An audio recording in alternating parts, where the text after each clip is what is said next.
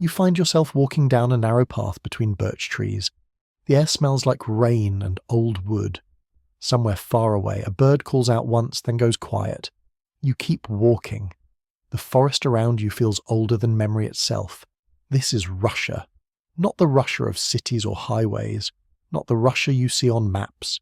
This is the Russia that exists in the spaces between roads, in the clearings where no one builds houses anymore, in the forests where your grandmother's grandmother once whispered prayers before crossing certain streams.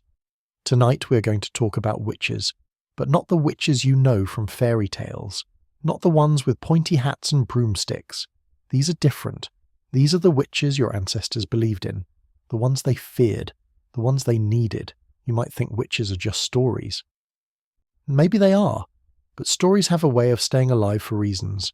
They do not survive hundreds of years by accident. Something keeps them breathing. Something keeps people whispering about them in kitchens late at night. So you walk deeper into the forest. The path is not really a path anymore. It is just a suggestion, a memory of where people used to walk. The trees lean in closer, not threatening, just present, just watching. Let us begin. Long ago, in a village whose name no one remembers, there lived an old woman. People called her Baba. Just Baba. Not because it was her name, but because that is what you called old women in those days. It meant grandmother. But this woman was no one's grandmother. She lived alone at the edge of the forest in a house made of dark wood that seemed to lean to one side as if listening to something. The villagers did not like her, but they needed her. This is how it always was with witches. They were the ones you avoided when you saw them on the road. But when your child had a fever that would not break, when your cow stopped giving milk, when your husband came home with a wound that would not heal, you walked to the edge of the forest. You knocked on that leaning door. You brought eggs or bread or a small coin, and you asked for help. Baba would look at you with eyes that seemed too old for any human face. She would nod, she would take your offering, and then she would do something. Mix herbs, mutter words in a language that sounded like wind through branches, touch your forehead with fingers that smelled like earth and smoke, and usually things got better. The villagers told themselves she was just good with herbs, that her knowledge came from years of living alone and watching nature. They did not want to believe in magic. Magic was dangerous. Magic was what got people burned or drowned or driven out of villages. But sometimes, late at night, they wondered. Because sometimes Baba knew things she should not know. She would tell a woman her husband was having bad luck with fishing before anyone had mentioned fishing. She would warn a family to check their roof beams, and 3 days later those beams would crack during a storm. She would refuse to help someone, and that person would die within the week. The villagers began to notice patterns. Small things. The way birds fell silent when Baba walked past. The way dogs would not go near her house.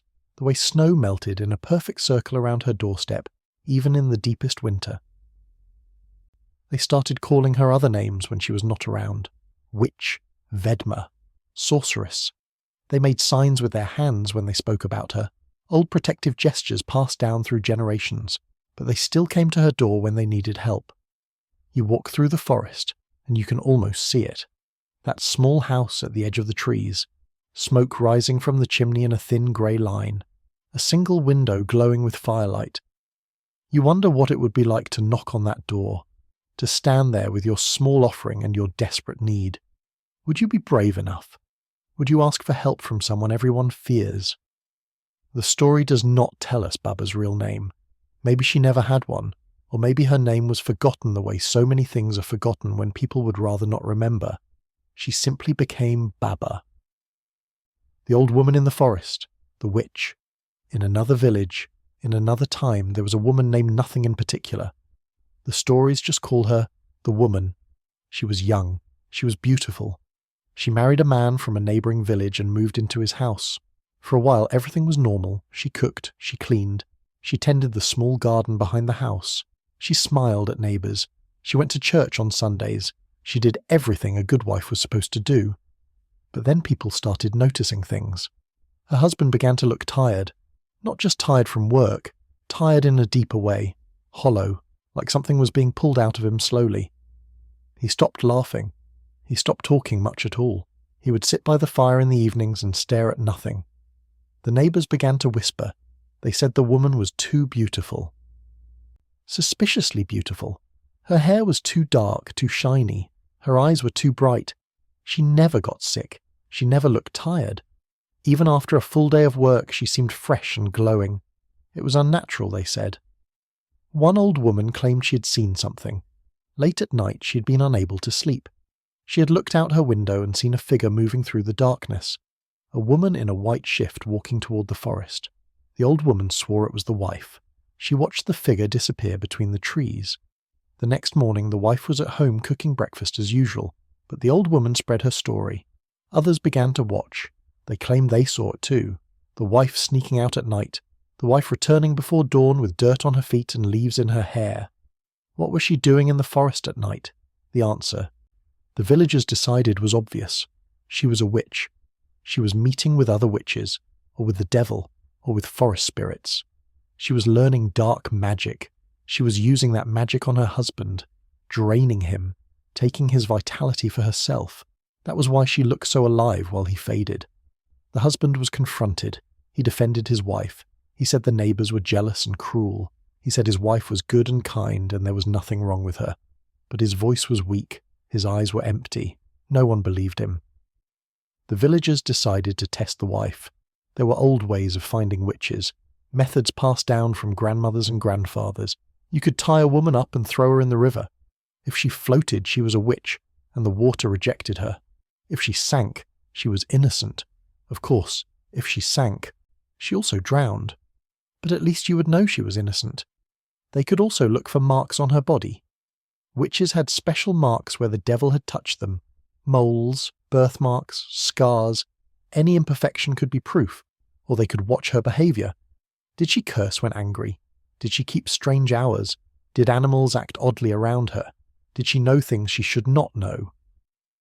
The villagers gathered these small observations like kindling. They built their case piece by piece. The woman was too beautiful. Her husband was sick. She walked at night. She smiled when she should have looked tired. These things became evidence. One day, they came for her. The story does not tell us exactly what happened next. Different versions exist. In some, she ran into the forest and was never seen again. In others, she was driven out of the village and had to survive alone in the wilderness. In a few darker versions, she did not survive at all. But the interesting part is what happened to the husband. In every version of the story, he did not get better. He continued to fade. Within months, he died. The villagers said this proved the witch had cursed him before she left. They said her magic had already taken root. But maybe he was just heartbroken. Maybe he was sick with grief and guilt. Maybe having your wife accused and driven away or killed is the kind of thing that breaks a person beyond repair. The villagers did not consider this. It was easier to believe in witches. You keep walking through the forest. The trees here are very old. Their roots twist above the ground like veins. You have to step carefully. It would be easy to trip. Easy to lose your footing. You think about that woman, the wife with no name. You wonder what she was really doing in the forest at night. Maybe she was a witch. Maybe she was just someone who could not sleep, who needed to walk under the moon to quiet her thoughts, who found peace in the darkness between trees. We will never know. The story does not tell us. Stories rarely do. There is a legend about a type of witch called a lesovika. The name comes from les, the word for forest. A lesovika is a forest witch, someone who belongs more to the trees than to the village, someone who has traded human company for the companionship of older, stranger things. People said you could become a lesovika in different ways. Sometimes you were born with the gift. Sometimes you learned it from another witch. Sometimes you simply spent too much time alone in the forest and the forest claimed you, changed you, made you into something else. A lesovika looked human, mostly, but there were signs if you knew what to look for. Her eyes might be too green, too amber, the colour of tree sap or moss. Her skin might have a greyish tint like birch bark. Her hair might be tangled with small twigs and leaves that never fell out. She might smell like pine needles and wet earth, and something wilder that you could not quite name. A lesovika could do things. She could talk to animals, not in human language, in the language of rustling and calls and silence. She could convince a bear to leave a traveller alone. She could ask birds where a lost child had wandered. She could walk through the darkest part of the forest without fear because everything there knew her. recognized her, accepted her as kin. She knew which mushrooms would heal and which would kill. She knew which roots could stop bleeding and which could cause it. She knew how to find water underground, how to predict storms by watching the way branches bent, how to survive winter with nothing but what the forest provided. People feared Lesovicas, but they also needed them, because the forest was dangerous. It was easy to get lost, easy to stumble into a ravine or meet a wolf or anger a spirit. The forest had its own rules, and humans did not always understand them, but a Lesovica did. A Lesovica could guide you through safely, could protect you from things that meant harm, could teach you how to ask permission before taking from the forest, how to leave offerings, how to show respect. There is a story about a Lesovica who lived near a village called Dubrovka. The name means place of oak trees. The Lesovica had no name that anyone knew. People called her the Oak Woman. She lived somewhere deep in the forest. No one knew exactly where. If you needed her, you walked into the trees and called out. If she wanted to help, she would appear. If she did not, you would call until your voice gave out and nothing would answer. One year, a little girl from Dubrovka went missing. She was playing near the edge of the forest and then she was gone. The villagers searched for her, they called her name. They walked in organized lines through the trees, they found nothing. After 3 days, they gave up. The forest had taken her. This happened sometimes.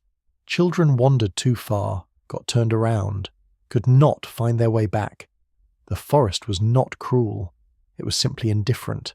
It did not care about human children. But the girl's mother would not give up. On the 4th day, she walked into the forest alone. She called out for the Oak Woman. She left offerings at the base of old trees, bread, ribbons, a small carved doll. She begged for help. The Oak Woman appeared. She looked at the mother with eyes that held too much knowledge. She said nothing. She simply turned and walked deeper into the forest. The mother followed. They walked for hours, through parts of the forest the mother had never seen, past streams that ran over black stones, through clearings where the light fell strange. The Oak Woman moved quickly and silently. The mother struggled to keep up. Finally, they came to a hollow tree. The Oak Woman pointed. Inside the hollow, curled up and sleeping, was the little girl. She was dirty and scratched, but alive. She had crawled into the hollow to hide from something. Maybe a wolf, maybe just the darkness. And then she had fallen asleep. She had been there for 4 days, unconscious or in some kind of enchanted sleep. The mother pulled her daughter out. She wept. She thanked the Oak Woman again and again. But when she looked up, the Oak Woman was gone. The mother carried her daughter home. The girl recovered. She grew up. She lived a long life. But she never spoke about what happened in the forest. When people asked her what she remembered, she would only say she dreamed of trees, of roots that sang, of a woman with bark-coloured skin who watched over her until someone came. The villagers believed the Oak Woman had kept the girl alive, fed her somehow, protected her from animals and weather, used magic to suspend her in sleep until she could be found. They left offerings at the edge of the forest after that, small gifts of gratitude. Sometimes the offerings were gone the next morning, sometimes they remained untouched for weeks. The forest took what it wanted when it wanted. You're still walking. The forest around you is very quiet. You realize you have not heard a bird in a long time. Just the sound of your own footsteps, the crunch of leaves, the occasional crack of a twig. You wonder if you are alone. You feel like you're being watched. Not by anything threatening, just observed. The way the forest observes everyone who enters it. Measuring, deciding if you belong. You think about the Oak Woman, about what it would be like to trade your humanity for that kind of power, that kind of knowledge, to become something that lives between worlds, not quite human, not quite spirit, just something else. Would you do it? If you could? The forest does not answer. It never does. There is another kind of witch in Russian folklore. She is called a kukla. The word means doll, but not in a sweet way, in an unsettling way. A kukla is a witch who can control people like dolls, make them move, make them speak, make them do things they would never choose to do on their own. The legends say a kukla creates this power through a ritual. She takes a doll made of cloth and straw. She whispers the name of a person into its mouth. She ties a strand of that person's hair around its neck. She pricks her own finger and lets 3 drops of blood fall onto its heart, and then she owns them. Not fully, not completely. They still have their own thoughts, their own will. But when the kukla wants them to do something, they feel a pull, an urge, a compulsion. They can resist for a while, but it gets harder. Their head aches, their chest tightens. Eventually they give in. They do what the kukla wants, and then the pain stops. The pressure releases. People in villages would sometimes whisper about kuklaki. They would watch their neighbours with suspicion. If someone acted strangely, if someone made a decision that seemed out of character, if someone suddenly changed their mind about something important, maybe they were being controlled. Maybe a witch had them. There is a story from a village in the Urals. A young man was engaged to be married. He loved his fiancée very much. Everyone in the village agreed they were a perfect match. The wedding was planned. Everything was ready. Then, suddenly, the young man broke the engagement. He gave no reason. He simply told his fiancée he could not marry her. He would not explain. He looked miserable about it.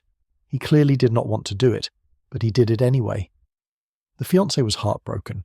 Her family was angry. They demanded an explanation. The young man could not give one. He would start to speak and then stop. His face would twist with pain. He would shake his head. He would walk away. A few weeks later, he married a different woman, a widow from another village. No one understood why.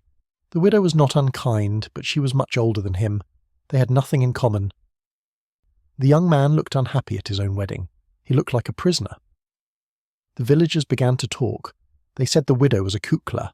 They said she had made a doll of the young man, used his hair, which she had somehow obtained, used her magic to force him to love her, or at least to marry her. The young man's former fiancée wept for months, but eventually she moved on. She married someone else. She tried to forget. The young man and the widow lived together. They had no children. The young man grew thin and grey before his time. He never smiled.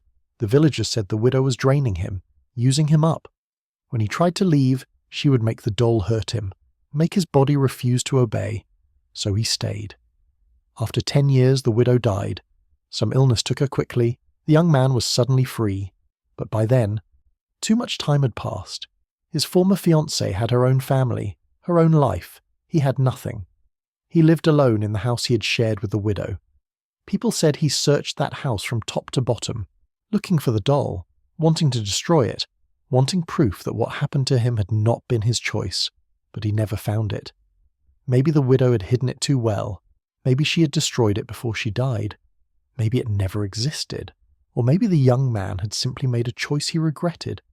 Maybe he had convinced himself later that it must have been magic, because that was easier than accepting that he had hurt someone he loved for no good reason. We do not know. The story does not tell us what was real and what was belief and what was excuse. But the young man spent the rest of his life wondering, trying to remember how it had felt, whether his choices had been his own. He died young. People said it was grief. They said a kukla's magic could mark you forever, even after the witch was gone, or maybe he just never forgave himself. You stop walking for a moment. You lean against a tree. The bark is rough under your hand, solid, real. You think about control, about the choices we make and the choices we think were made for us, about how easy it is to believe in magic when the alternative is believing in our own weakness. The forest is still quiet. You push off from the tree. You keep walking. There is more to see, more to hear. The legends are not finished with you yet. In some regions of Russia, there is a legend about witches who can transform into animals. Not permanently, just for a while, long enough to travel unseen. To spy on enemies, to escape danger, to hunt. These witches were called oborotny, shapeshifters. The word comes from oborot, which means to turn around, to change, to become something else. The most common transformation was into a wolf. This makes sense. Wolves were part of the landscape. People saw them often, feared them often. A wolf could go anywhere, do anything. No one would question a wolf. It was just another predator in a world full of predators. But the legends say some witches could become other things. Ravens, foxes, bears, even cats or hares. It depended on the witch's skill and the animal's willingness. Because transformation was not just magic, it was negotiation. You had to ask the animal's permission. You had to offer something in exchange. You had to prove yourself worthy of borrowing its shape. Not all animals agreed. Some spirits were proud, some were protective of their forms, some simply did not trust humans, even humans with magic. A witch might spend years trying to convince a particular animal spirit to share its shape. Some never succeeded. There is a story about a witch who wanted to become a bear. She lived in Siberia, where bears were common and powerful and respected. She thought if she could take a bear's shape, she would be unstoppable. She would command respect, fear, power. She tried everything. She left offerings in the forest, honey, fish, fresh meat. She sang songs to the bear spirits. She spent nights sleeping in caves where bears had hibernated. She tried to dream bear dreams, to think bear thoughts, but no bear would accept her. They sensed something in her that they did not like, something grasping. Something that wanted power for the wrong reasons. Bears were not tools. They were not costumes to put on. They were beings with their own dignity, their own purpose. They would not be used. The witch grew angry. She felt rejected. She felt insulted. She decided she would take what would not be given. She found a bear that had just died, killed by another animal or by sickness. Its body was fresh. She performed a ritual. She skinned the bear. She wore its pelt. She spoke the words of transformation. And something happened, but not what she wanted. She did not become a bear. She became something else, something in between, trapped in the bear's skin but not truly transformed. Her mind was still human. Her body was still human underneath, but the pelt would not come off. It had fused to her skin. She was stuck. She tried to go back to her village, but people screamed when they saw her. A walking bear skin with human eyes, a creature that should not exist. They drove her away with fire and weapons. She tried to live in the forest, but the real bears rejected her too. They could sense she was not one of them. She was something wrong, something broken. They attacked her when she came near. She lived alone for years, neither human nor bear, neither witch nor animal. Just something cursed, something that had tried to take by force what should only be given freely. Eventually hunters found her. They thought she was a bear. They killed her. When they skinned her, they found the human body underneath. They were horrified. They burned the body and the pelt together. They tried to forget what they had seen, but they told the story, and the story spread. And it became a warning. Do not take what is not offered. Do not force transformation. Magic is not just power. It is relationship. It is respect. Break that, and you break yourself. You walk past a fallen log covered in moss. Something small scurries away. You catch just a glimpse, too fast to identify. You wonder what it was. A mouse? A vole? Or something else? You think about the witch in the bearskin. About wanting power so badly you destroy yourself getting it. About the difference between becoming and pretending. About how some transformations cannot be undone. The trees are thicker here, closer together. The path has disappeared completely. You're just walking through forest now, hoping you're going the right way, trusting something, instinct maybe, or luck, or maybe the forest is guiding you.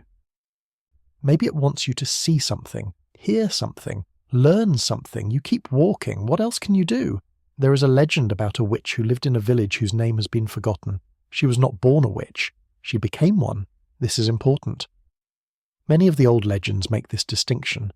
You were not always cursed from birth. Sometimes you chose it, or it chose you, or you stumbled into it by accident. This woman was a healer. She helped people when they were sick.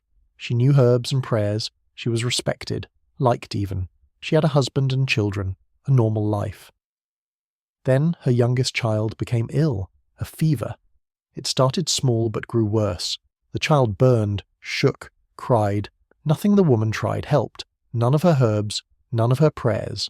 She watched her child suffer and could do nothing. In desperation, she went to the forest. She walked until she found an old place, a place where the trees grew in a perfect circle, a place where the ground was bare and nothing grew. She knew these places existed. Everyone did. They were doorways, thresholds, places where the boundary between worlds grew thin. She knelt in the center of the circle. She called out. She begged. She offered anything, everything, her life, her soul, her future, whatever it took to save her child. Something answered. The legends do not say what. Some versions say it was a forest spirit, Some say the devil. Some say it was something older, something without a name, something that existed before humans had words. The thing made an offer. It would heal her child. In exchange, she would belong to it. She would serve it. She would learn its magic. She would become something other than human. She would be powerful, but she would be changed. She agreed. What else could she do? Her child was dying. She went home. Her child's fever broke that night. By morning, the child was well, laughing, playing. It was a miracle. But the woman felt different. She could sense things she had not sensed before. She could see things moving in shadows that had no source. She could hear whispers in the wind that were not quite words. Her hands felt strange when she touched her herbs, too warm, too cold. Something was flowing through her that had not been there before. Over the following weeks, the changes grew. She could heal sicknesses that had been beyond her before. She could make pain vanish with a touch. She could convince wounds to close. People came from other villages to see her, to ask for help. She became famous, sought after, but there was a price. There was always a price. She began to crave things, strange things. She would wake in the night and need to walk in the forest. She would find herself in places she did not remember going to.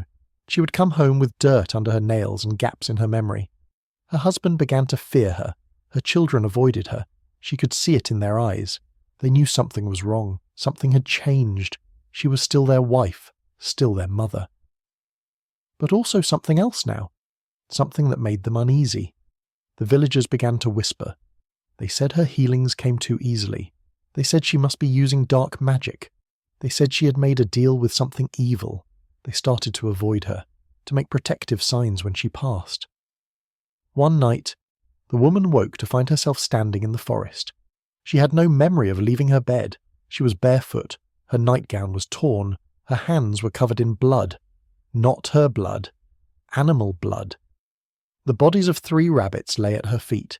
She had killed them, torn them apart, eaten parts of them raw.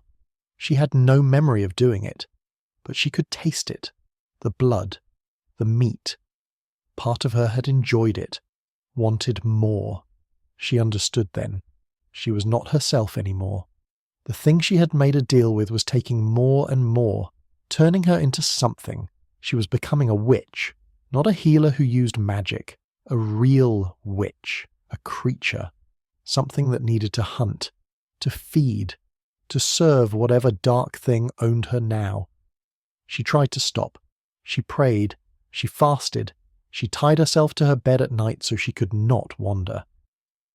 But the urges grew stronger. The gaps in her memory grew longer. She would lose whole days, come back to herself in strange places doing strange things. Finally, she made a decision. She left.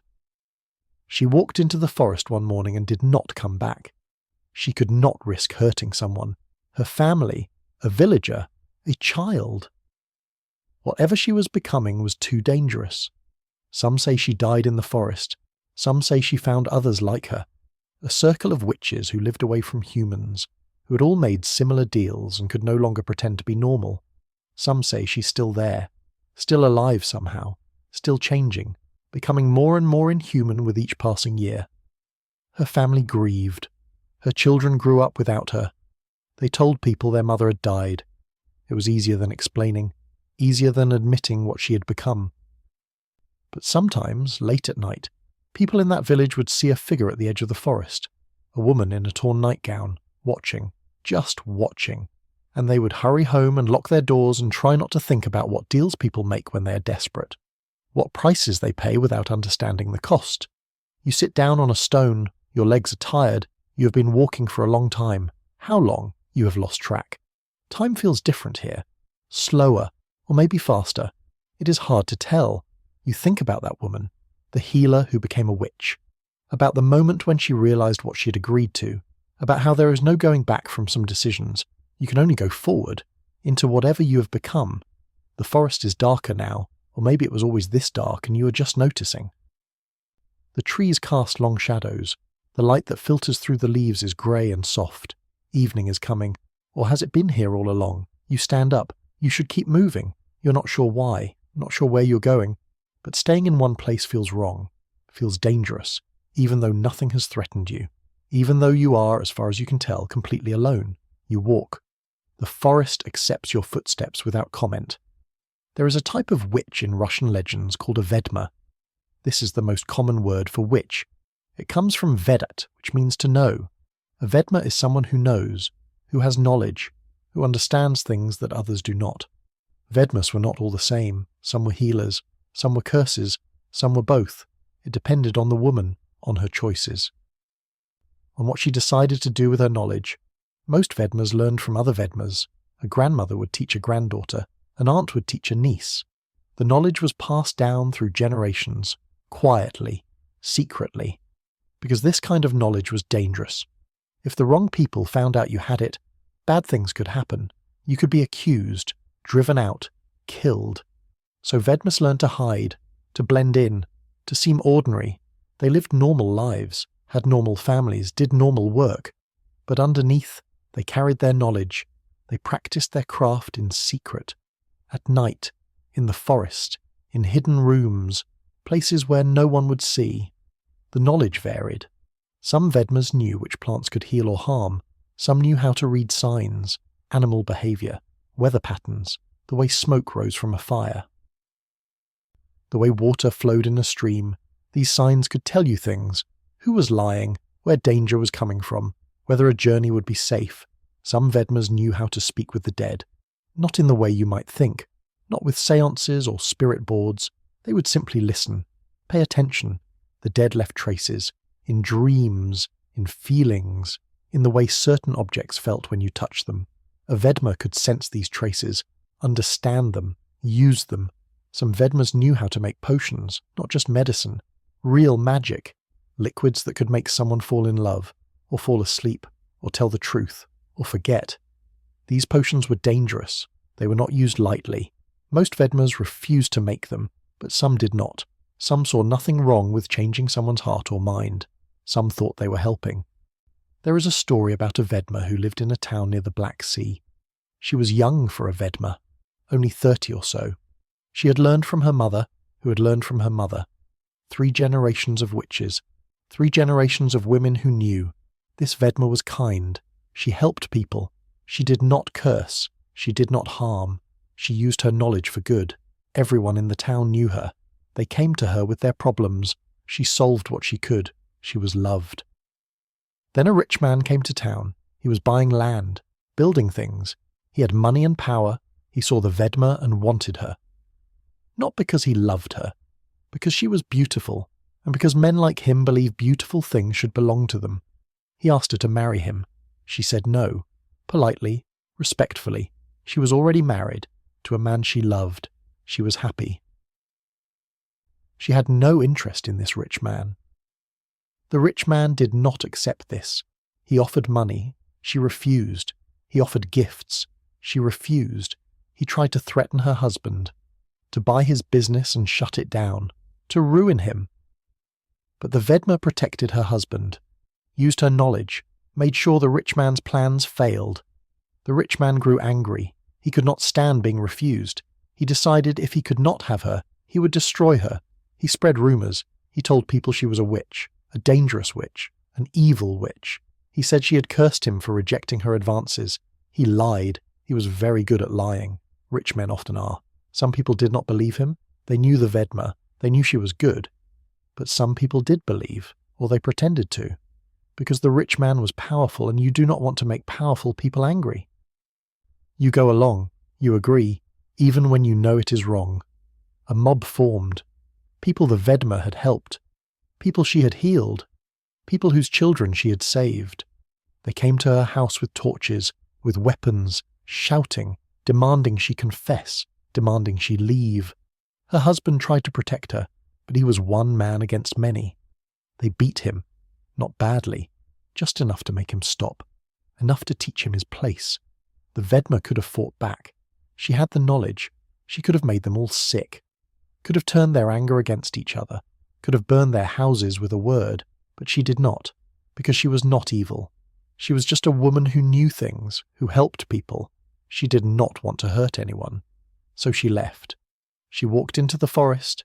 She did not take anything. just the clothes she was wearing. She looked back once at her husband, at her home, at the town that had turned against her. Then she was gone. Her husband waited for her. He hoped she would come back, but she never did. He grew old waiting. He never remarried. He died still hoping.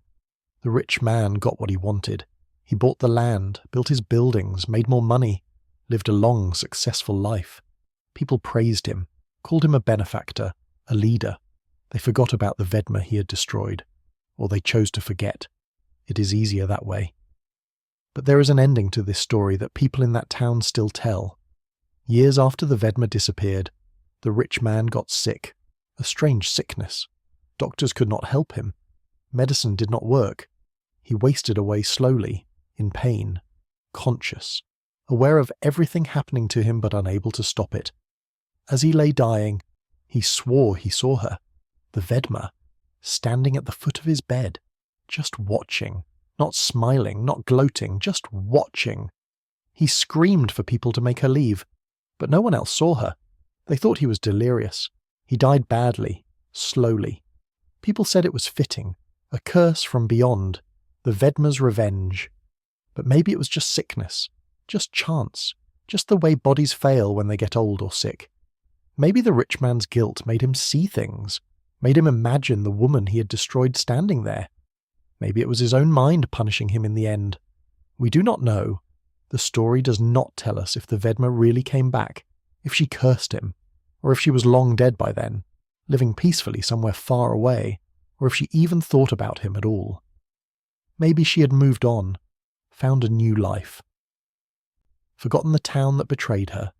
Maybe the curse was not magic. Maybe it was just memory, the way some actions haunt us, the way we see the faces of people we have wronged.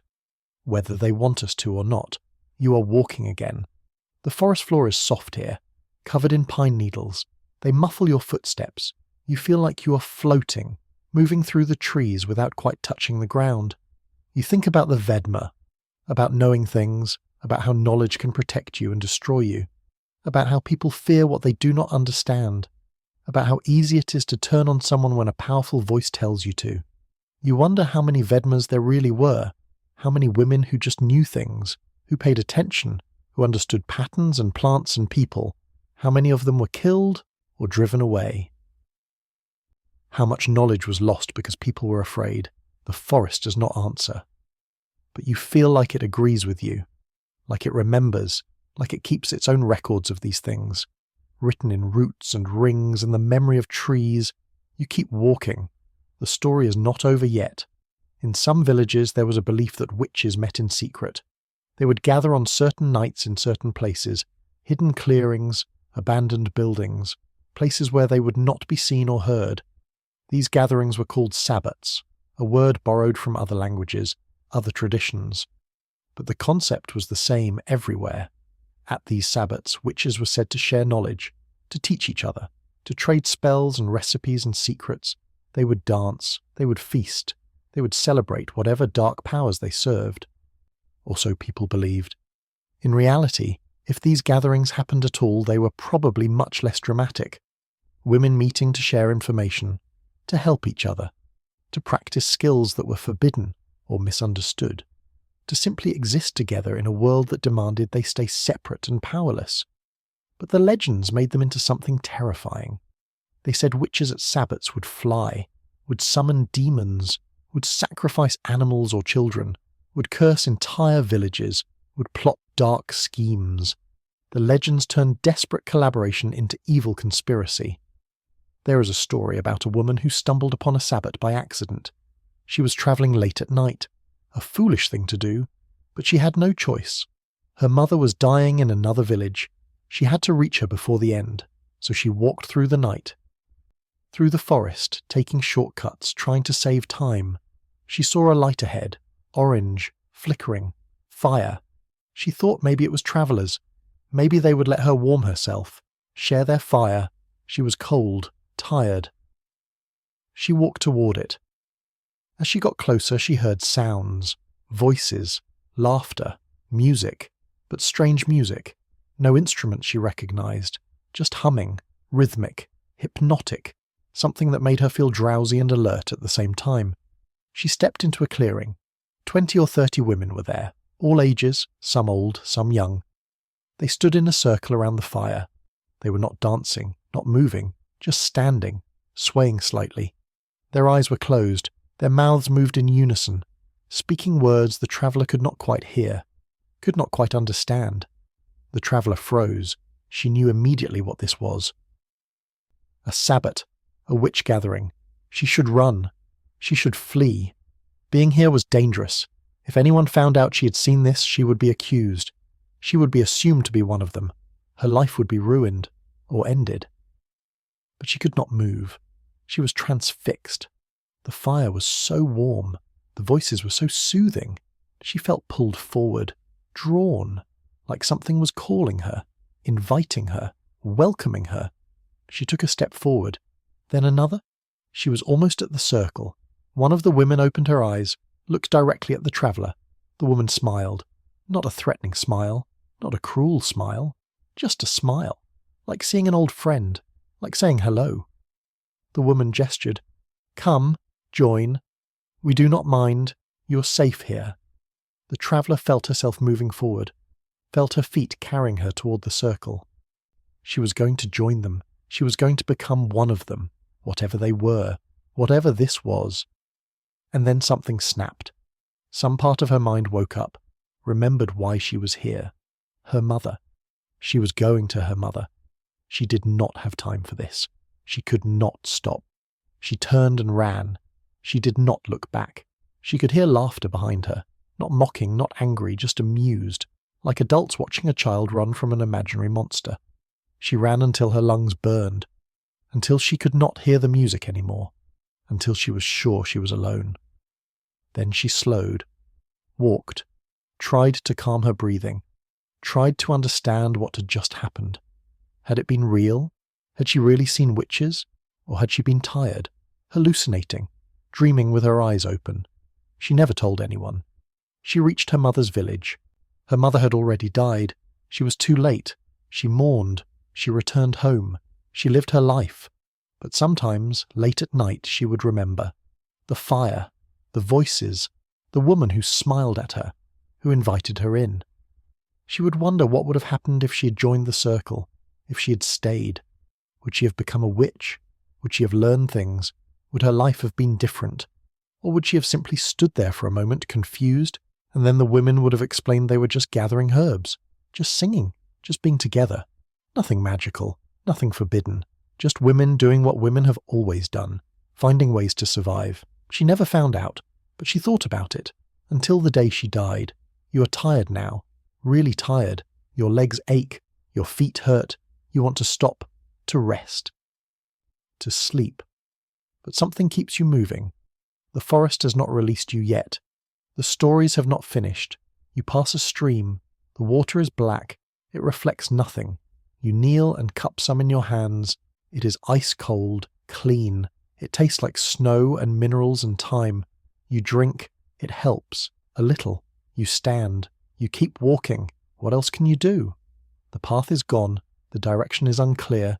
But stopping feels wrong. Standing still feels dangerous. Like the forest might claim you, turn you into a tree, into moss, into memory. So you walk, and as you walk, you listen for what comes next. There is a belief in Russian folklore that witches could cast the evil eye. This was called sigalaz. It means to look at something with intention, with malice, with the desire to harm. Anyone could do it, supposedly. You did not need to be a witch. You just needed to want something bad enough, to hate someone enough, to envy them enough. You could look at them with all that feeling, all that dark emotion, and it would stick. It would attach itself to them like a shadow, like a weight. It would bring them bad luck, sickness, failure. But witches were especially good at it.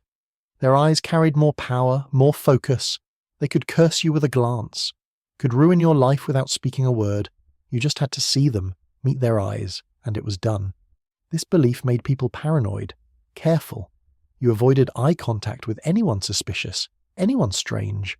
You did not stare at babies or newlyweds or anyone too happy, too successful, too beautiful, because your envy could curse them even if you did not mean to. And if you were cursed, there were remedies. Folk remedies passed down through generations. You could visit someone who knew how to remove a curse.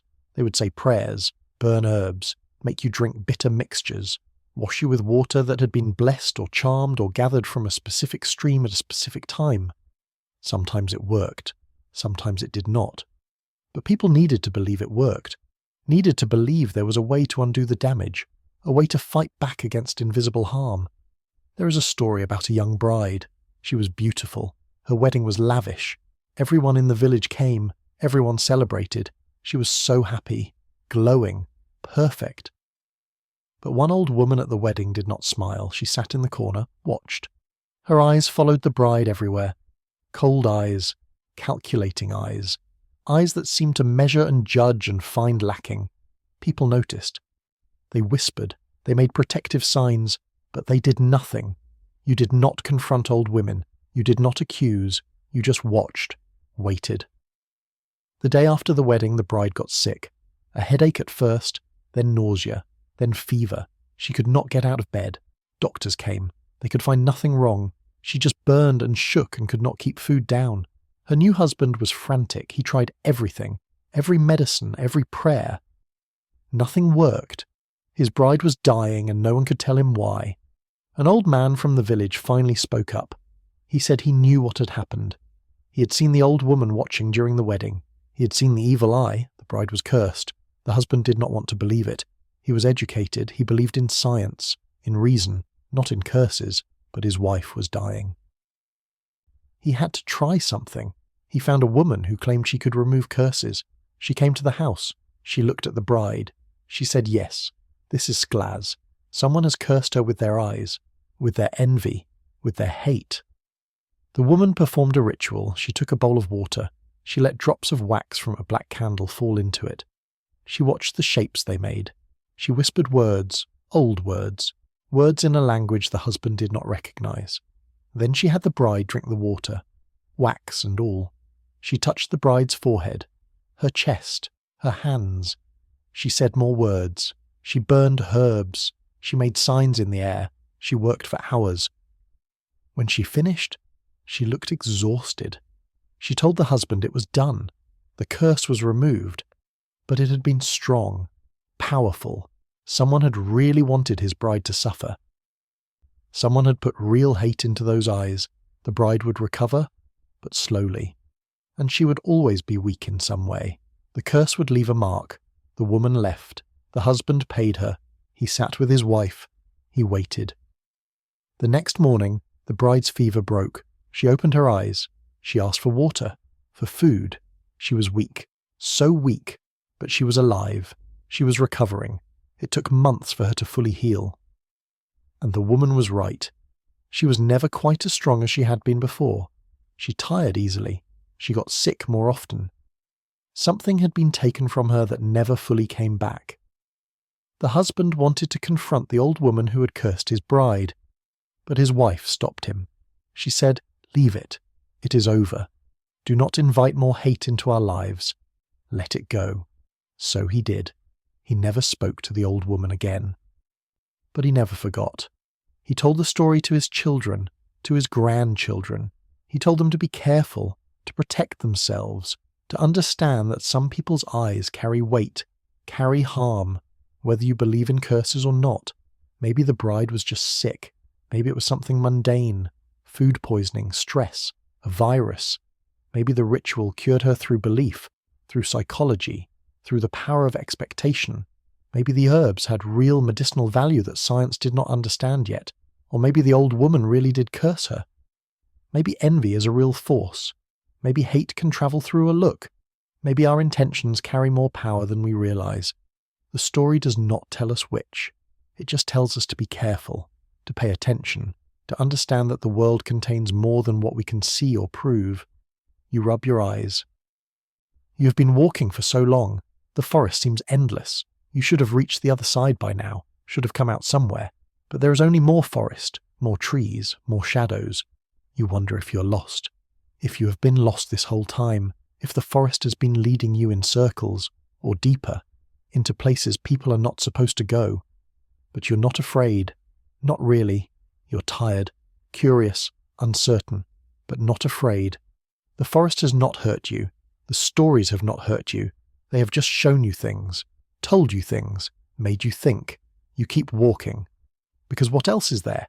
There is a Russian folk belief about witches and mirrors. Mirrors were considered dangerous, magical. They showed you yourself, but they also showed you something else. Something behind the reflection. Something watching. Witches were said to use mirrors for scrying, for seeing things far away, for communicating with spirits, for trapping souls. A mirror could be a window, a door, a trap. It depended on who was using it and how. People covered mirrors when someone died. This was a common practice, not just in Russia, in many places. The belief was that the soul of the dead person could get trapped in the reflection, could get confused, could be unable to move on to whatever came next. So you covered the mirrors until the body was buried, until the soul had time to leave. But witches, people said, did not follow this rule. They wanted souls to get trapped. They wanted to collect them, use them. A soul in a mirror could be commanded, could be asked questions, could be forced to reveal secrets. A witch with a mirror full of souls was powerful, dangerous. There is a story about a young girl who lived with her grandmother. The grandmother was very old, very frail. She spent most of her days sitting by the window, looking out at nothing. The girl loved her grandmother, cared for her, brought her food and water and helped her to bed at night. The grandmother had a mirror in her room. It was old, very old. The silver on the back was tarnished. The frame was carved wood, dark with age. The reflection it gave was slightly warped, slightly off. But the grandmother insisted on keeping it. She looked into it often. Sometimes she spoke to it. The girl thought this was just old age, confusion, talking to herself. One day, the grandmother died, peacefully, in her sleep. The girl was sad but not surprised. Her grandmother had been ready, had lived a long, full life. It was time. The girl prepared the body, she said prayers, she sent for the priest, but she forgot to cover the mirror. Or maybe she did not know she was supposed to. No one had taught her. That night, she slept in her grandmother's room. She did not want to leave the body alone. She lay on a small cot by the window and closed her eyes. But she could not sleep. She felt watched. She opened her eyes and looked around. Everything was still. The body was peaceful. The room was quiet. Then she noticed the mirror. In the darkness, it seemed to glow. Not brightly, just a faint luminescence, like it was lit from inside. She stared at it. She could see her grandmother's body reflected in it. But the reflection looked wrong. The body seemed to be sitting up, but when the girl looked at the actual body, it was still lying flat. She got up. She walked to the mirror. She looked into it. She saw her grandmother, but not the dead body. The living grandmother, looking back at her. The grandmother smiled. She reached out as if trying to touch the glass from the other side. The girl screamed. She stumbled back. She grabbed a blanket and threw it over the mirror. She ran from the room. She did not sleep that night. She sat in the kitchen until sunrise, shaking, trying to understand what she had seen. In the morning, she went back to the room. She took the blanket off the mirror. In daylight, it looked normal, just old, warped. The body lay where it had been, still, dead, nothing strange. The funeral happened. The body was buried. The girl inherited the house. She lived there. But she kept the mirror covered. Always. She never looked into it again. Years later, when the girl was grown, she thought about destroying the mirror, burning it, breaking it. But she could not. She was afraid. Afraid of what might be trapped in it. Afraid of what might escape if she broke the glass. So she kept it, covered, in the room where her grandmother died. She told herself it was just a mirror, just an object. The reflection she had seen was grief, exhaustion, imagination, nothing more. But she never uncovered it, and when she had children she told them never to go in that room, never to touch the covered mirror, never to look into it. The children obeyed. They were scared of the room, scared of the shape under the blanket. It felt wrong, heavy, like something waiting. The mirror stayed covered for generations. The house passed down through the family. Everyone knew about the mirror. Everyone left it alone. It became a family story, a warning, a mystery. No one knew anymore what it really was, just that it should not be disturbed. Maybe there was nothing in the mirror. Maybe the grandmother had been a witch. Maybe she had trapped something, or maybe the mirror itself had trapped her soul when she died. Maybe she was still there, still waiting, still reaching out from the other side of the glass, trying to tell her granddaughter something, trying to escape, or trying to pull someone else in. We do not know. The story does not tell us. It just tells us the mirror was covered, and it stayed covered, and some things are better left alone. You realize you have stopped walking. You're standing very still. You're listening. For what? You're not sure. But you feel like something is near. Something is close. You look around. The forest is empty. Or it seems empty. But you cannot shake the feeling. Something is watching you. Not threatening, not dangerous, just present, just aware. You think about mirrors, about reflections, about the way they show us ourselves, but also something else, something behind us, something we cannot quite see when we look directly at it. You move your hand in front of your face. You watch your own fingers. They obey you. They are real. You are real. This is real, isn't it? You start walking again, faster now. You want to reach somewhere. You want this to end.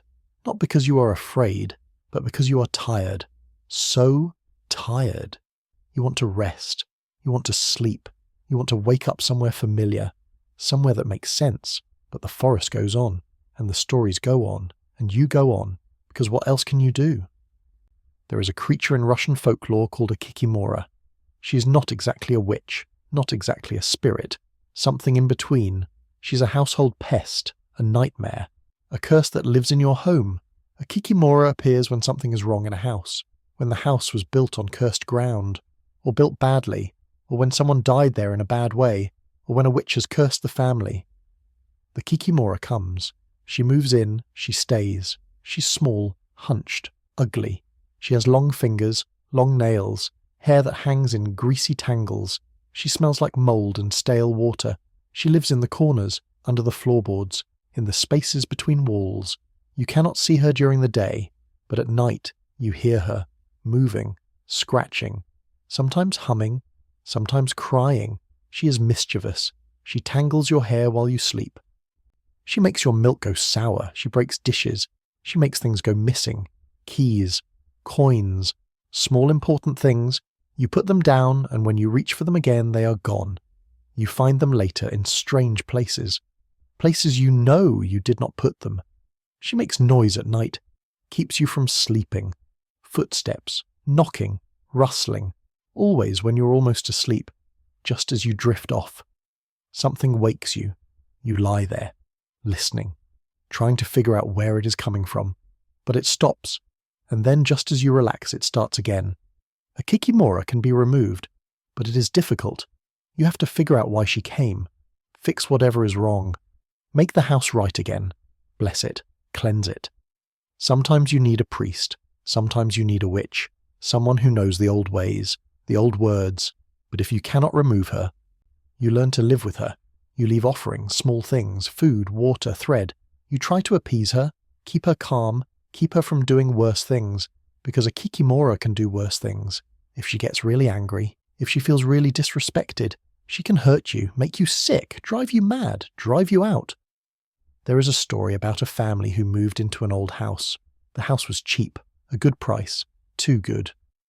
People in the village had warned them, said the house had problems, but the family was poor. They needed a place. They took it. The first few nights were quiet. The family thought the villagers had been exaggerating, superstitious. There was nothing wrong with the house. It was just old. It creaked. All old houses creak. Then the noises started, scratching in the walls, footsteps in the attic. The wife would make bread, and by morning it would be full of holes, like something had picked at it, eaten pieces. The husband's tools would go missing. He would find them days later in impossible places, inside locked trunks, under floorboards that were nailed down. The children could not sleep. They said something was in their room, standing in the corner, watching them. They could see her shape, hunched, still. When they called for their parents, it would be gone.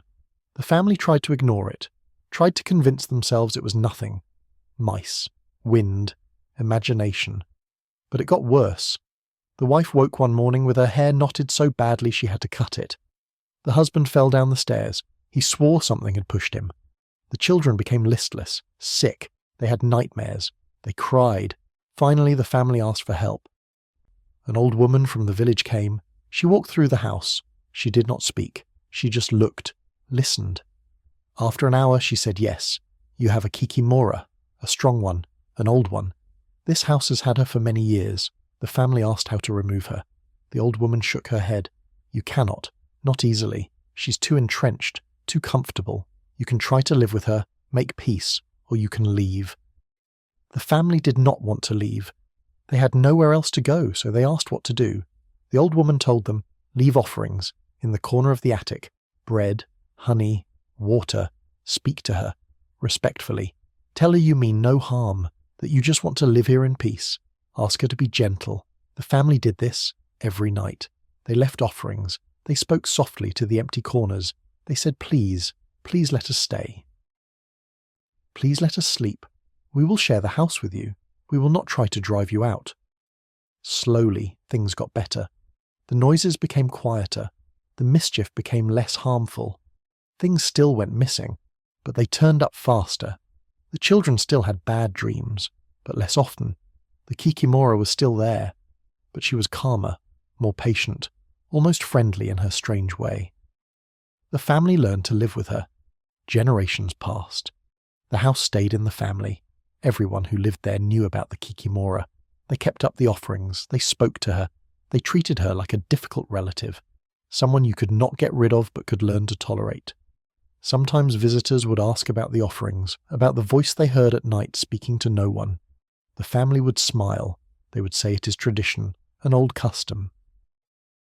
Nothing to worry about. They did not explain. Because how do you explain that you share your house with a creature? That you have made peace with something most people do not believe exists? Maybe the kikimora was real. Maybe she was a manifestation of the house's history, its pain, its memory. Maybe she was a spirit, a witch's curse made physical. Maybe she was just the family's collective guilt and fear given shape. Maybe if you believe in something hard enough, it becomes real in its own way. Or maybe there was no kikimora at all. Maybe it was just an old house with old problems, drafts, settling, mice. And a family who needed to believe there was a reason for their troubles, someone to blame, someone to bargain with, and in believing they created her, made her real, gave her power over their lives. The story does not tell us. It just tells us the family lived with her, and the house stood, and the offerings continued, and whether she was real or not, she was real enough. You are sitting now, you do not remember sitting down, but here you are, on the ground, your back against a tree. The bark is rough through your shirt. You're so tired. Your eyes keep closing. You fight to keep them open. You're not done. Not yet. There is more to hear. But sleep is pulling at you, like hands, gentle hands, insistent hands, pulling you down, into darkness, into rest. You let your eyes close, just for a moment, just to rest them. The forest is very quiet. The stories whisper on. You drift. You listen. You dream. There is a belief in Russian folklore that some witches could steal youth. They would take the beauty and vitality of young people and make it their own. They would grow younger while their victims aged. This was considered one of the darkest magics, one of the most forbidden. The way it worked varied by region. Some said the witch had to drink the blood of young women. Some said she had to steal their hair and weave it into a cloak. Some said she had to capture their reflection in a mirror and absorb it. The methods were different, but the result was the same. The witch grew younger, the victim withered. This belief made young, beautiful women targets. If a woman was too beautiful, people watched her with suspicion, but also with fear, because if she stayed beautiful too long, if she did not age the way everyone else aged, if she looked 30 when she should look 50, then maybe she was stealing youth, maybe she was a witch, it was a trap. You could not be too ugly. That made you suspicious, but you could not be too beautiful either. You had to be exactly average, exactly normal, or people would talk, would accuse, would drive you out, or worse. There is a story about two sisters. One was beautiful, the other was plain. This was not unusual. Many families had children who looked very different. But these two sisters were extreme examples. The beautiful sister was stunning. Perfect features, flawless skin, hair like silk. The plain sister was not ugly, just ordinary, forgettable. The beautiful sister married young, a wealthy man, a good match. Everyone congratulated her, said she was lucky. Her beauty had brought her fortune. The plain sister did not marry, no one asked her. She stayed home, helped their aging parents, lived a quiet life. Years passed. The beautiful sister had children. Managed a household, lived well, but she began to change. She aged rapidly. Within 10 years she looked 20 years older. Her skin became loose and wrinkled. Her hair thinned and greyed. Her teeth yellowed and fell out. She looked ancient while still in her 30s. Her husband was horrified, disgusted. He began to avoid her, spent time away. Eventually he left her, took the children, said she had deceived him, tricked him into marrying her with magic that had now worn off. He was cruel, heartless, but legally he could do what he wanted. She had no power. The beautiful sister returned to her parents' home, broken, aged beyond her years, sick with shame and grief. She took to her bed. She rarely left her room.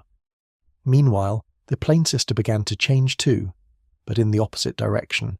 She grew more beautiful, her features refined. Her skin smoothed, her hair thickened and shone. By the time she was 40, she looked 25, fresh, radiant, glowing with youth. People began to talk. They said she was a witch, that she had stolen her sister's beauty, that she had cursed her own sister out of jealousy, that she had used dark magic to take what had never been hers. The plain sister ignored the rumours at first. She thought people would realise how absurd they were. But the rumours grew. People began to avoid her, to make signs when she walked past, to whisper, to stare. Finally, someone confronted her, accused her directly, called her witch, demanded she confess. The plain sister was shocked. She said she had done nothing. She had no magic. She had simply lived her life. How could anyone think she would hurt her own sister? The sister she had cared for since childhood? But people did not believe her. They said she was lying, that witches always lie. They demanded proof of her innocence. But how do you prove you're not a witch? How do you prove you have not used magic? There is no way. Absence of evidence is not evidence of absence. If you look normal, maybe you are hiding it. If you look strange, maybe that is proof. Either way, you lose. The plain sister made a decision. She left. She walked away from the village, from her sister, from her parents, from everything. She took nothing. She just left. Because staying meant death, meant being destroyed by people who needed someone to blame, who needed to explain why life was unfair, why one sister got everything and then lost it, why the other got nothing and then found it. Magic was easier to believe than chance, than genetics, than the random cruelty of existence. She walked into the forest, just like so many women in these stories, into the trees, into the unknown. Did she become a real witch? Did she learn magic? Did she meet others like her? The story does not say, it just says she left, and she never came back. The beautiful sister died young, sick, alone, bitter. Her parents died soon after, grief and age taking them. The house was sold, the family scattered, the village forgot about them, as villages always do. Other scandals arose, other stories. Life moved on, but sometimes people in that village still tell the story of the two sisters, the beautiful and the plain, of how beauty can be a curse and plainness can be a gift, of how envy can turn to suspicion, suspicion to accusation, accusation to exile, of how we destroy what we do not understand, what we cannot control, what reminds us that life is not fair. Maybe the plain sister was a witch. Maybe she really did steal her sister's youth. Maybe she was powerful and cruel and guilty. Or maybe she was just a woman who aged well, who had good genes, who took care of herself, and her sister aged badly, had hard pregnancies, difficult life, bad luck. We do not know. We can never know. The story is old. The people are gone. Only the tale remains, and we can read into it whatever we want, whatever confirms what we already believe about the world. You wake up. You must have fallen asleep. You're still under the tree, but it is darker now, much darker. How long were you asleep? Minutes? Hours? You cannot tell. The forest is so dark, you can barely see. You stand up. Your body aches, your legs are stiff, you stretch, you look around. You're not sure which direction you came from, not sure which direction to go. Everything looks the same in the dark. Trees and shadows and more trees. You feel a moment of panic. You're lost, truly lost, not just wandering, lost. You will never find your way out. You will stay here, forever, become part of the forest, another forgotten thing. But then you see it, a light, far away, dim, flickering. It could be a fire, it could be a house, it could be anything, but it is something. A direction, a goal. You start walking toward it, carefully. The ground is uneven. You stumble, catch yourself, keep going. The light seems to move, or maybe you are moving wrong. Maybe you're walking in circles, but you keep the light in sight. You keep moving toward it. As you get closer, you see it is not a fire. It is a window, a house, a small house, wooden, old, familiar somehow. You have seen this house before, in the stories, in your imagination. It is the house at the edge of the forest, the witch's house. You stand in front of it. The light inside is warm, inviting. You can smell smoke, cooking, something sweet and savoury at the same time. Your stomach growls. You're so hungry. You cannot remember the last time you ate. Should you knock? Should you ask for help? Or should you turn around, walk away, find another direction? You stand there, deciding. The forest is quiet behind you. The house is quiet in front of you. Only you make sound, your breathing, your heartbeat, the small shuffle of your feet on the ground. You raise your hand. You're going to knock. You have decided. You need help. You need rest. You need answers. Whatever is in that house, you will face it. You have come this far. You might as well see how the story ends. Your knuckles touch the door. The wood is rough, solid, real. You're about to knock when the door opens, by itself. Or maybe someone opened it from inside. You cannot see. It is dark inside despite the light. A warm, glowing darkness. It does not make sense, but here it is. A voice speaks from inside. A woman's voice. Old, tired, but not unkind. It says, "Welcome. Come in. I have been waiting for you." You hesitate, but only for a moment. Then you step inside. The door closes behind you, gently, like a mother closing a bedroom door after tucking a child into bed. Inside, the house is warm. A fire burns in a stone hearth. An old woman sits in a rocking chair. She is exactly what you expected. And also nothing like you expected. She looks at you with eyes that hold the weight of centuries. She smiles, small, knowing. She says, "Sit, rest. You must be tired. You have been walking for so long." You sit. You do not remember choosing to sit, but you are sitting. In a chair that was not there a moment ago. Or maybe it was. Maybe you just did not see it. The old woman rocks slowly. The chair creaks. A rhythmic sound, soothing, hypnotic.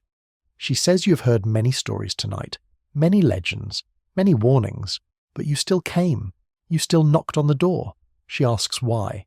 Why did you come? You think about this. You're not sure. Curious. Curiosity maybe. Or exhaustion. Or because the forest left you no other choice. Or because every story you heard tonight led here, to this moment, this door, this woman. You say all of this. Or maybe you just think it. The old woman nods as if she heard either way. She says yes. The forest has a way of bringing people where they need to go. Not where they want to go. Where they need to go. There is a difference. She asks if you're afraid. You consider the question. You should be afraid. You're in a witch's house. Alone, at night, in a forest. Everything about this should terrify you. But you're not afraid. You are calm, tired, curious, but not afraid. You tell her this. She laughs. A dry sound like leaves rustling. She says good. Fear is useful sometimes, but not always. Sometimes fear keeps you from learning, from understanding, from seeing what is really there instead of what you expect to see. She stands up, slowly. Her joints creak like the chair. She walks to the hearth. She stirs something in a pot hanging over the fire. The smell grows stronger, herbs, mushrooms, something earthy and rich. She ladles some into a wooden bowl. She hands it to you. She says, "Eat. You need strength." The night is not over yet. You take the bowl. The wood is warm in your hands. You look down at the soup.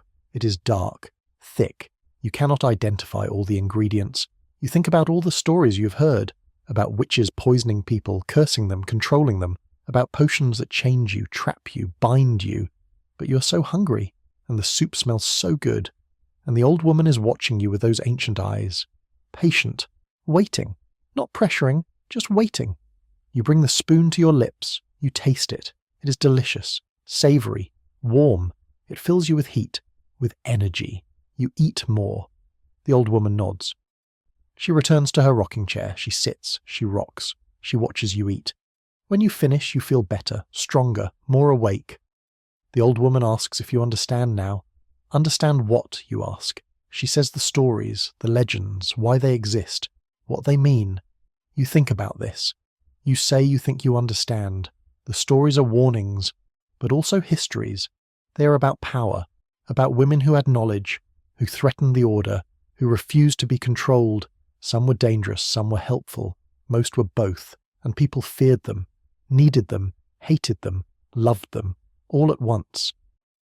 The old woman smiles, a real smile this time, warm, proud.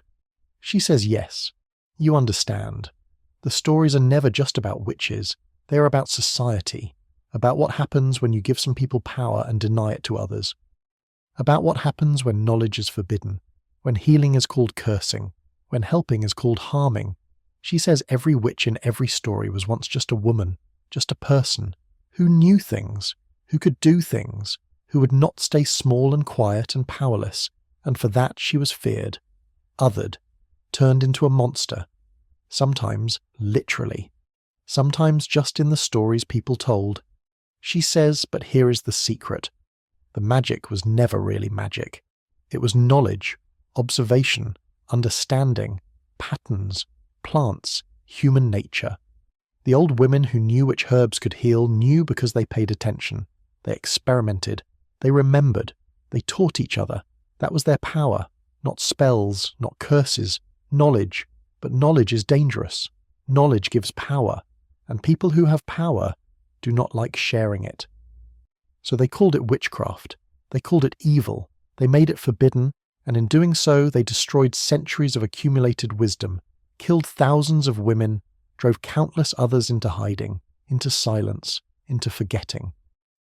The old woman says the legends remember. They distort. They exaggerate.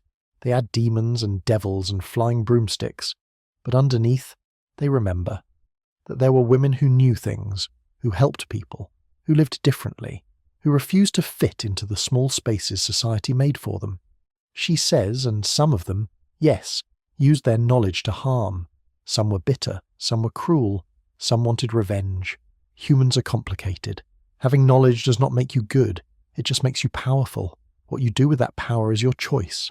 She rocks slowly. The fire crackles. She says you came here looking for stories, for legends, for something to help you sleep, to calm your mind, to fill the quiet. And I gave you what you asked for. Stories, legends, mysteries, but also truth, history, memory, things that should not be forgotten even if they were never fully real. You sit quietly. You absorb this. You understand something now that you did not understand before. The stories are not about whether witches were real. They are about what we do to people who are different, who have power we do not understand, who threaten our comfortable beliefs about how the world works. The old woman stands again. She says it is time for you to go. You have heard enough for one night. You have walked far enough. You need to rest, to sleep, to dream. She walks to the door. She opens it. Outside, it is not dark anymore. It is dawn, grey light, soft, gentle. The forest is waking up. You stand, you walk to the door, you turn to thank her, but she is already gone. The rocking chair is empty, rocking slowly by itself, slowing, stopping. The fire is dying down to embers. The house feels empty, like no one has lived here for years. You step outside, you turn to look at the house. It is old, so old. The wood is weathered, grey, the roof sags, the windows are dark. It does not look like anyone could live there. Like anyone has lived there for a very long time. Maybe you imagined it. Maybe you dreamed it. Maybe the old woman never existed. Maybe the soup never existed. Maybe you just fell asleep under a tree and dreamed all of this, but you feel fed, rested, calm. Something happened. Real or not, something changed. You walk away from the house. The forest is easier to navigate now. The light helps. The trees seem less dense, less ominous. Just trees, just a forest, just nature doing what nature does. You find a path, a real path, worn by feet, leading somewhere. You follow it. After a while you see buildings, a village, smoke rising from chimneys, people moving, going about their morning routines, normal life, regular life, the world you know. You walk into the village. No one stares, no one questions you. You're just another person, just another traveller. No one asks where you have been, what you have seen, what you have heard. You find a place to stay, a small inn. You pay for a room, you climb the stairs, you lie down on a bed. It is soft, comfortable, clean. You close your eyes. You're so tired. So very tired. But before you sleep, you think about the stories. About the women in the forests, about the witches who were feared and needed, about the knowledge that was lost, about the legends that remain. And you think about the old woman in the house, real or imagined, spirit or memory. It does not matter.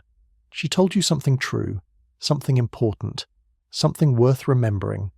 The stories are not about witches, they are about us, about how we treat difference, how we respond to power we do not control, how we preserve memory, how we forget, how we reshape truth into something we can bear. You drift. The room is quiet. The village sounds fade, distant voices, footsteps, a dog barking, a child laughing, life continuing, always continuing. No matter what stories we tell, no matter what legends we create, you sleep deep and dreamless. For a while, when you wake, it is afternoon. The sun is high. The room is warm. You feel rested, truly rested, like you have slept for days. Maybe you have. Time feels strange, loose. You're not entirely sure how long you have been asleep. You get up. You wash your face in the basin by the window. The water is cool. It wakes you fully. You look out the window. The village is busy. Market day, perhaps. People moving, buying, selling, talking, laughing. Normal, ordinary, comforting. You go downstairs. The innkeeper is there, an old man with kind eyes. He asks if you slept well. You say yes. Very well. He smiles. He says good. You look tired when you came in, like you had been walking all night. You ask him about the forest, about the house at the edge, the old house. He looks at you strangely. He says there is no house at the edge of the forest. Not anymore. There was one once. Long ago. But it burned down. Decades ago. Centuries maybe. No one remembers exactly. It is just ruins now. Foundation stones. Nothing more. You feel a chill, but also a warmth. Something confirming. Something explaining. You thank him. You sit at a table. He brings you food. Bread, cheese, tea. You eat slowly, thinking, remembering, trying to hold on to the details before they fade. After you eat, you decide to walk back to the forest, to see for yourself, to find the house, or what remains of it. You need to know, need to confirm, need to understand. You walk to the edge of the village. The forest begins suddenly. A clear line between field and trees. You step over, into the dim green light, the smell of earth and pine. You walk in the direction you think you came from, but everything looks different in daylight. The trees are just trees, the shadows are just shadows. Nothing mysterious, nothing magical. You walk for an hour, maybe two. You find nothing. No house, no ruins, no signs of habitation, just forest, deep and old and indifferent. You're about to give up when you see something. Stones, foundation stones, arranged in a rectangle, overgrown with moss and ferns, barely visible. You would miss them if you were not looking. You approach, you kneel, you touch the stones. They are old, worn smooth by weather and time. A house stood here once, a small house, one room maybe, with a hearth, with a door, with a window. Someone lived here, cooked here, slept here, died here perhaps. You sit on one of the stones, you look around, you try to imagine it. The house standing, the fire burning, the door opening, the old woman sitting in her chair. Rocking, waiting, but the image will not quite form. It feels like a dream, like something that happened in another world, another time, another life. You stay for a while, just sitting, listening. The forest is full of small sounds, birds, insects, the wind moving through leaves, the creak of branches. It is peaceful, alive, but also empty. No voices, no stories, no old women waiting to share secrets. Finally you stand, you brush off your clothes, you look at the ruins one more time, you think about saying something, thank you maybe, or goodbye, but the words feel foolish, unnecessary. Whoever lived here is long gone. Whatever happened last night, real or dreamed, is over. Finished. You are back in the ordinary world, the daylight world, the world where houses are houses and forests are forests, and old women are just old women. You walk back to the village. The path is clear, easy to follow. You are never really lost, just tired, just confused, just susceptible to suggestion and shadow, and the power of stories told in darkness. You return to the inn, you collect your things, you pay the innkeeper. He asks if you found what you were looking for. You say yes, and no, and maybe. He laughs. He says that is usually how it goes, with forests, with old legends, with things you cannot quite explain. You see what you need to see, you find what you need to find, even if it was never there. You leave the village, you travel to the next town, and the next. You continue your journey, your life. But something has changed. You notice things you did not notice before. The old women selling herbs in markets, the small shrines at crossroads. The way people avoid certain parts of forests, the stories they tell their children, the warnings disguised as fairy tales. You listen differently now. You understand differently. You see the patterns, the repetitions, the same stories told in different ways in different places. Stories about women with power, women with knowledge, women who lived outside the rules, women who were feared, needed, remembered, forgotten, distorted, preserved. You begin to collect these stories, to write them down, not to prove anything, not to convince anyone, just to remember, to preserve, to honor the women who once lived, who once knew things, who once helped people, who were turned into monsters by those who feared them, who were called witches when they were just human, complicated, flawed, powerful, human. Years pass. You have collected hundreds of stories, thousands maybe. They blur together, they contradict each other, they tell the same tale in infinite variations, but underneath there is a thread, a truth, a memory of something real. You're older now. Your hair is grey, your hands are wrinkled. You have spent so much time listening to old women tell old stories. You have become one, an old woman who knows things, who listens, who remembers, who warns. Children come to you sometimes. They ask for stories. They want to be frightened. They want to be thrilled. They want to hear about monsters and magic and things that go bump in the night. You tell them stories, but not the ones they expect. You tell them about women who knew which plants could heal a fever, women who could predict storms by watching birds, women who helped deliver babies, women who sat with the dying, women who carried knowledge in their heads because they could not write it down. Because writing was forbidden to them. Because if anyone knew what they knew, it would be called witchcraft. The children listen. Some understand, some do not. Some will remember. Some will forget. But you plant seeds. You pass on what was passed to you, the stories, the warnings, the memories, the truth hidden under layers of legend. You're sitting by your fire one night. You're old now, very old. You're not sure how old. You have lost count. You do not mind. Age is just time, just accumulation, just the body wearing out the way all bodies do. Your mind is still sharp, your memory is still clear. You remember everything, every story, every detail, every face of every woman who ever told you about the witches they knew. or feared, or believed in? There is a knock at your door. You're not expecting anyone. It is late, but you say come in. The door opens. A young woman enters.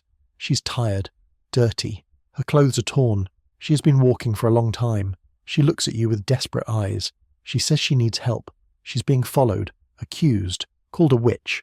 She has done nothing wrong. She just knows things. Plant law, healing. She helped people. But someone got sick anyway. Someone died. And they blame her. They are coming for her. She ran. She does not know where to go. She saw your light. She came here. She's sorry. She did not know what else to do. You look at her. You see yourself, younger, scared, running, seeking shelter, seeking understanding. You see all the women from all the stories. The endless repetition of fear and accusation and flight, the pattern that never ends, that has been going on for centuries. That will probably go on for centuries more. As long as some people have power and others do not, as long as knowledge is threatening, as long as difference is feared, you stand, slowly. You walk to the young woman, you take her hand, you say sit, rest, you are safe here. They will not find you, and if they do, I will deal with them. I'm too old to fear, too old to run. I've nothing left to lose. You are safe, the young woman cries, with relief, with exhaustion, with the release of fear held too long. You bring her food, water, you tend to her wounds, you let her sleep by your fire, you watch over her, the way someone once watched over you. Real or imagined, it does not matter. The kindness was real. The shelter was real. The moment of peace in a hostile world was real. In the morning the young woman wakes. She is stronger, rested. She says thank you. She asks what she should do, where she should go. You think about this. You say you should stay here, with me, for a while, until the danger passes, until people forget, until you can go home or find a new home, whichever feels right. She agrees. She stays. You teach her, not magic, just knowledge. The things you have learned, the things you have been told, the patterns, the herbs, the stories, the truth hidden under legend. She learns quickly. She is smart, observant. She has the gift, not of magic, of attention, of caring, of refusing to look away from suffering, of wanting to help. Months pass, maybe years. Time is strange again. Loose. The young woman is not so young anymore. Or maybe she is. Maybe you're just old and everyone seems young. She's strong now, confident, ready. She says she wants to leave, to go back, to help people, even if it is dangerous, even if they might accuse her again. She cannot hide forever. It would be a waste, a betrayal of what she knows, what she can do. You understand. You tell her to go, to be careful, to remember the stories, to teach others, to pass on the knowledge, to protect it, to protect herself. She promises, she leaves. You watch her walk away, into the forest, into the world, into her own story. You are alone again, but not lonely, never lonely. You have the fire, the stories, the memories, the certainty that the knowledge continues, that it will survive, that even if you die tomorrow you have passed it on. Someone else knows, someone else remembers. Someone else will help, someone else will teach. The chain is unbroken. You sit by your fire, you rock slowly. You think about all the women who sat like this before you, in houses at edges of forests, in villages, in cities, in hidden places, rocking, thinking, remembering, keeping the knowledge alive, waiting for the next person who needs help, or shelter, or stories, or truth. You think about the house you visited so long ago, the old woman who fed you, who told you things, who changed you. Was she real? You still do not know. It does not matter. She was real enough. She did what she needed to do. She passed something on, and now you are passing it on. The cycle continues. The stories survive. You close your eyes. You're so tired, so very tired. You think you might sleep, just for a moment, just to rest. The fire is warm. The chair is comfortable. The night is quiet. You drift, you float, you fade. And somewhere, in another forest, in another village, another young woman is walking, tired, scared, running from accusations, looking for shelter. She sees a light, a small house. She walks toward it. She raises her hand, she knocks. The door opens. Warmth spills out. A voice says, "Welcome. Come in. I have been waiting for you." The cycle continues. The stories survive. The witches, real or imagined, remembered or forgotten, continue to help, to harm, to exist in the spaces between legend and truth, between fear and need, between history and myth. And you, listening to these stories, you understand now. You have walked through the forest. You have heard the legends. You have met the witches. You have learned what they have to teach. Not magic, not curses. Just this. Knowledge is power. Power is dangerous, and dangerous things must be remembered, must be passed on, must be protected, even when the world wants to forget, even when forgetting seems safer, even when the truth is uncomfortable. The stories are not about witches.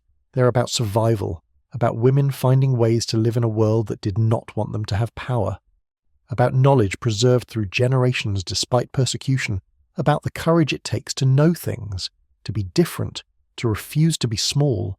You open your eyes one last time. The fire has burned down to coals. The room is dimming. The shadows are growing. But you're not afraid. You have never been afraid of shadows. Shadows are just the absence of light. And you have carried light. You have shared it. You have kept it burning. You close your eyes again. For the last time, you drift. You fade. You become memory, story, legend.